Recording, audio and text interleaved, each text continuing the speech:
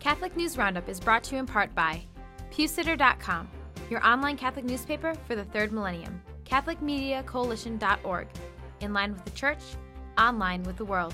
And TheAmericanCatholic.com, politics and culture from a Catholic perspective.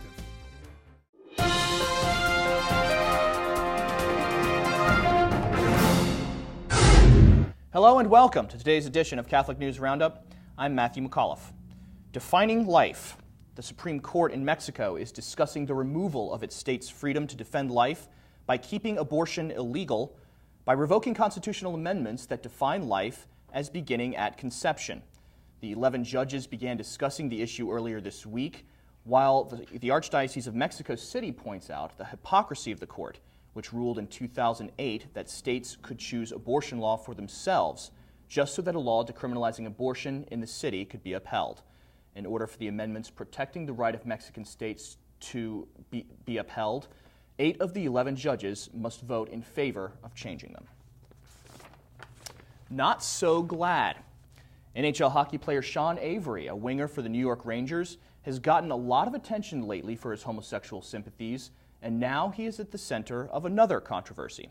You may remember Avery endorsed the homosexual marriage in a TV ad as its legalization was being pushed into law books by dissenting Catholic Governor Andrew Cuomo. Now that a physical altercation on the ice resulted in Philadelphia Flyer forward Wayne Simmons allegedly yelling what some are calling a homophobic slur at Avery, Cybernet News says that Gay and Lesbian Alliance Against Defamation, or GLAAD, is demanding an apology, and that the NHL educate fans against hate speech. ESPN reports the NHL has decided not to discipline Simmons because there is not enough evidence to substantiate the insult as being directed at Avery. But GLAAD maintains that the Flyer forward should apologize.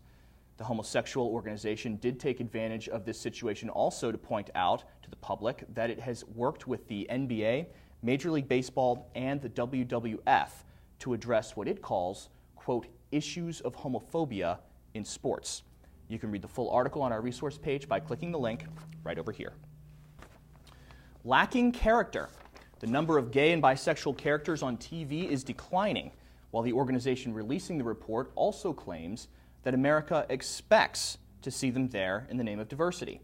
The Gay and Lesbian Alliance Against Defamations, or GLAAD's report, says 2.9%, or 19 of nearly 650 regular homosexual character roles, will be featured in the 2011-2012 television season, down from 3.9% last season, and accurately reflecting the 2 to 3% of the population in America that actually is gay.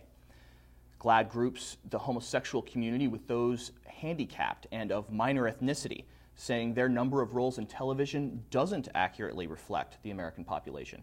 The organization's president, Mike Thompson, says, quote, Americans expect to see the diversity of our country represented in their favorite programs, and that includes gay, lesbian, bisexual, and transgender people, end quote.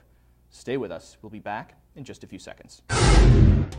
Catholic News Roundup is brought to you in part by NewOxfordReview.org, the voice of Catholic Orthodoxy, in print and on the web, and RenewAmerica.com, expanding the influence of America's grassroots in the cause of freedom. Fight for Life ended. A child who rallied pro-life organizations together as a flash of international headlines has expired earlier this week. The infant known as Baby Joseph has passed away. LifeSite News reports Baby Joseph Maracli died peacefully at 4:40 p.m. on Tuesday, after which his father, Mo, thanked everyone who contributed to the support of Joseph on the official family Facebook page. Baby Joseph, the victim of neurological issues for which doctors said there was no cure or recovery, started making headlines this past February when a Canadian court ruled that his plug was going to be pulled against the wishes of his parents. Several anti-euthanasia groups came to the rescue, including Father Frank Pavone and Priests for Life, who had the child flown to Cardinal Glennon Hospital in Missouri for a tracheostomy and footed the bill for the extensive medical costs. Not up to scratch. MTV does not do any political marketing work, particularly in the case of the Obama administration. The New York Post reports in mid-August the White House approached the cable network's internal advertising agency, MTV Scratch, for help connecting with the nation's youth, a market that was one of his most fervent supporters in the election of 2008. The head of Obama's campaign expressed concern that the unemployment rate among the new millennium workforce would keep them from casting a vote in his favor. And they were right. TheBlaze.com points out MTV hosted a youth hall last October called, quote, A Conversation with President Obama, and made Rock the Vote famous, but that Obama's efforts to reconnect with the youth for this coming election are obviously a non-starter this time around. I'm Matthew McAuliffe. Thanks for tuning in. Be sure and tune in tomorrow for your daily dose of Catholic News Roundup right here on RealCatholicTV.com. And be sure to check out The Vortex today, where Michael talks about Catholic Europe versus Catholic America.